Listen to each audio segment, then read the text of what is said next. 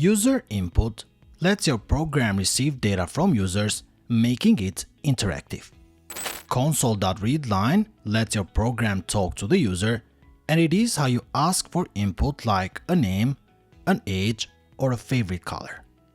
When Console.ReadLine runs, your program pauses and waits for the user to type something. Once they press enter, that text is returned as a string that you can use.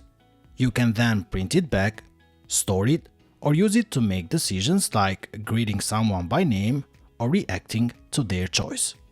If you need the number, you need to first safely convert text to a number without crashing on bad input.